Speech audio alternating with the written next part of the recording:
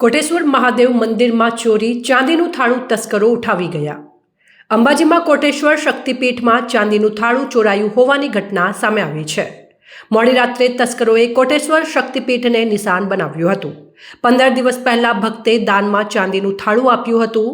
શ્રી આરાસુરી અંબાજી માતા દેવસ્થાન ટ્રસ્ટ હસ્તકનું આ મંદિર પોલીસ અને ડોગ સ્ક્વોડ દ્વારા તપાસ હાથ ધરવામાં આવી છે। તાત્કાલિક આરોપી પકડાય તેવી શિવ ભક્તોની માંગ છે। ચોરી થતાં મંદિરના તમામ દરવાજા બંધ કરી દેવામાં આવ્યા છે। કોટેશ્વર શક્તિપીઠ ખાતે 21 લાખની કિંમતના ચાંદીનું થાળું ચોરાયું હોવાની ઘટના સામે આવી છે। ચાંદીનું થાળું મોડી રાત્રે તસ્કરો ચોરી ગયા છે। 4 ઓગસ્ટના રોજ જોધપુરના ભક્તે દાન આપ્યું હતું।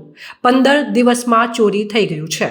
આજે 18 ઓગસ્ટના રોજ શિવ મંદિરમાંથી ચાંદીનું થાળું ચોરાયું છે। અરવલ્લીની ગિરિમાળાઓમાં સરસ્વતી નદીના કિનારે આવેલું છે।